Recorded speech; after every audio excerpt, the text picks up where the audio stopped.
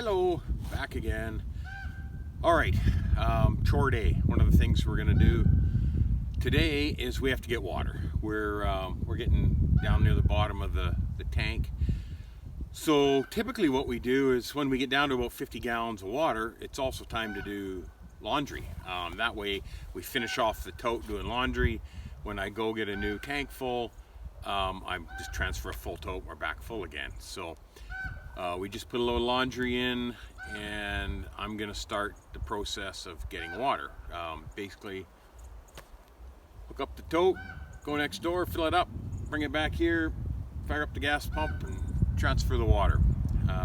So I'll kind of walk you through that, tell you a couple things on the way, and that's just one of the things we do here about once every, I'm gonna say it's been a week and a half or so since we got water, so that's not bad. Week and a half to 2 weeks since we got water last, so it works out pretty good.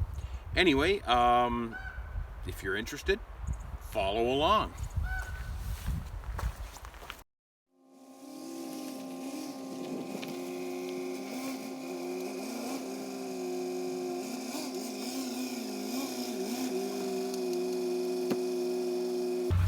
So this trailer came from my old neighbor Daryl, good friend Daryl. The one tire on the one side doesn't hold air very long, so every time we get water, I do have to put some air in the tire. And my main compressor that I normally use, the check valve is broken on it. I've got one on order through eBay. Hopefully it's here in a few days. So I got to use one of those little ATV compressors, which sucks. This will be slow, but it is what it is.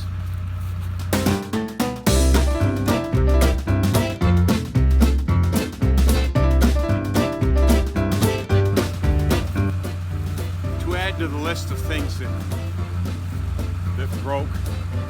Things break all the time. It's just the way it is. My tailgate handle, the clips broke for the linkage the other day, so I have to manually get in there and hook the linkage up in order to open the tailgate. I went to order clips off of Amazon, and they're deemed a non-essential item right now, so they'd be, I think it was 3 weeks to get them. So I'll just worry about that another time. Right now I just gotta, line up the rod and put it in the hole and open the tailgate. Just typical, the way things go.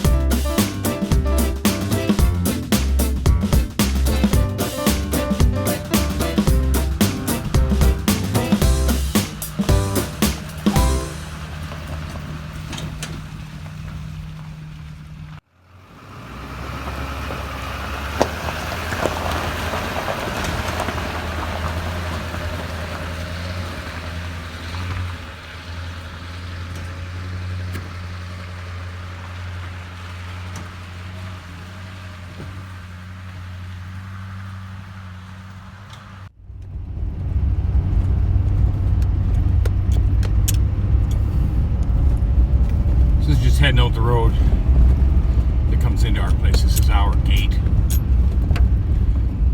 Coming up here. It's getting soft.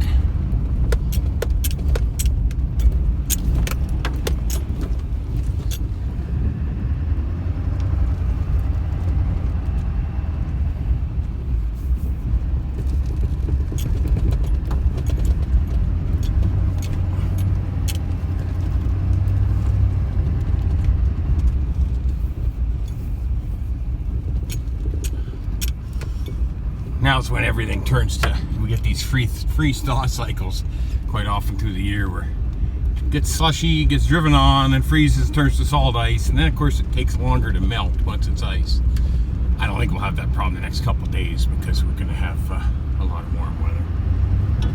But anyway, this is still just kind of heading back out the road. It's probably another kilometer, a little over from here back to the pavement maybe. Okay, get some more later.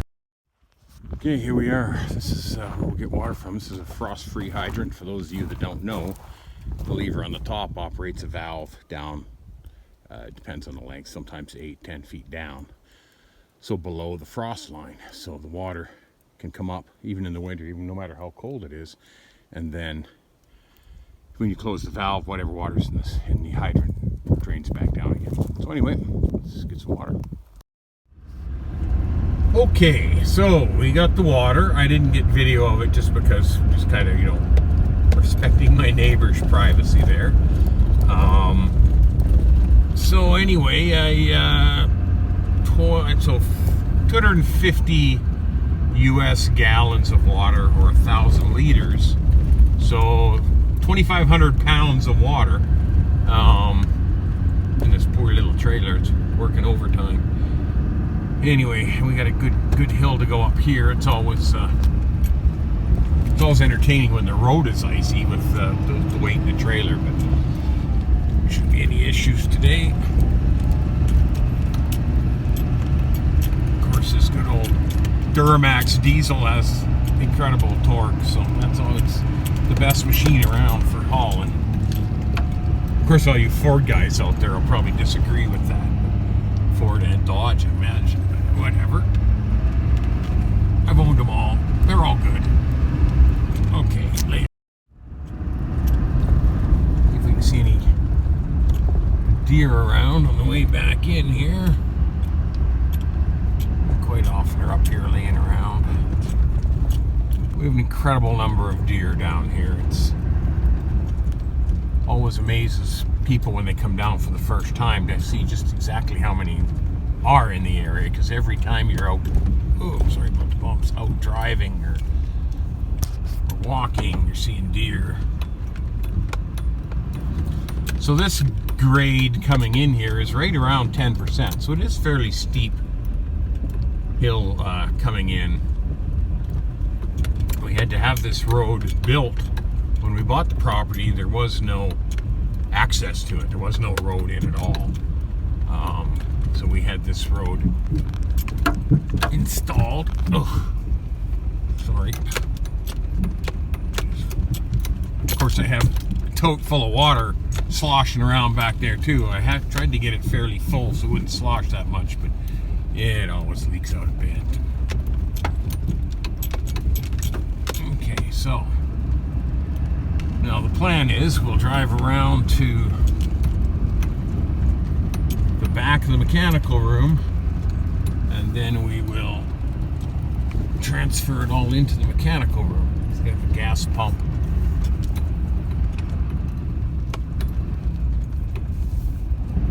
Okay, figure out the right place to stop.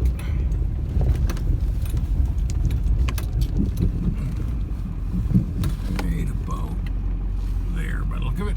Okay. All right, so at this point,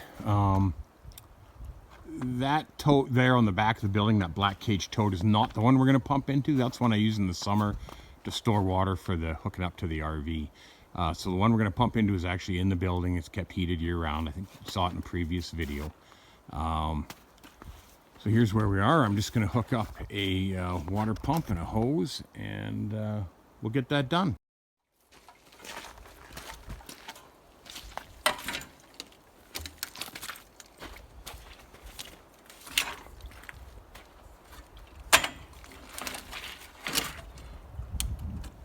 So, standard fire hose and cam locks.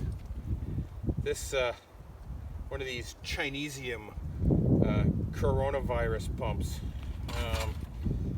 So I guess that's probably not politically correct. A made in China pump. I paid $75 for this pump 8 years ago. So far it's still working. Watch, I probably jinxed myself.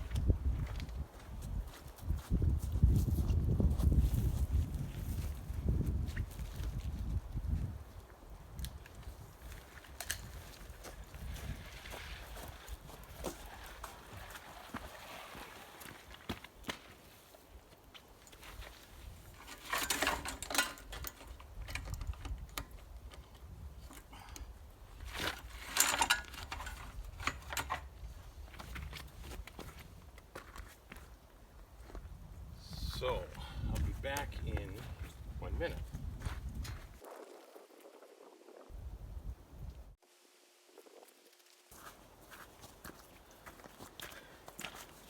So that was me going in and opening up a valve inside where it's warm that allows me to pump water into the tote now. At the same time, I checked to see how much water was in the tote so that I don't put in too much out of this one and overflow the one inside. I do not have an outside overflow line. It's because we have storage on top of the tote, it's hard to do. So I just usually make sure I don't put too much in. All right, let's see if this old gal will start.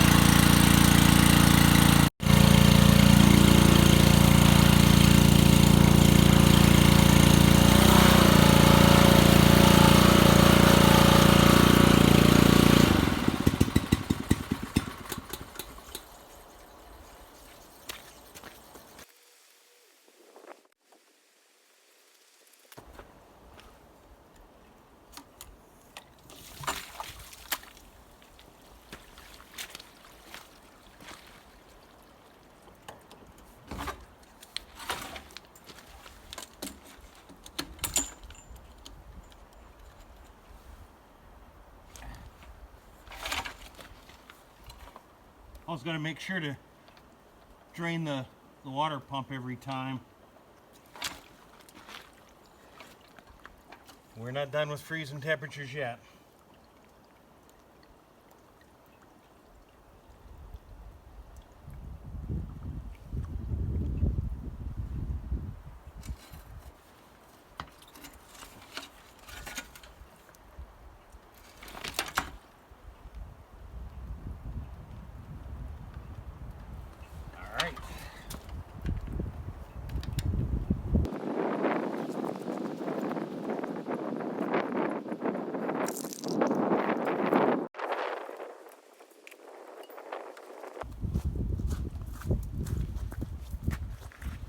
All right, so that filled it perfect. I gauged it just right. It was right to the top inside. There's a little bit left in here. I'll just drain it out. I now have to take the truck up to the top, turn around, and come back down because it's just, this short little trailer's too hard to back out of here. So, all right, let's go do that.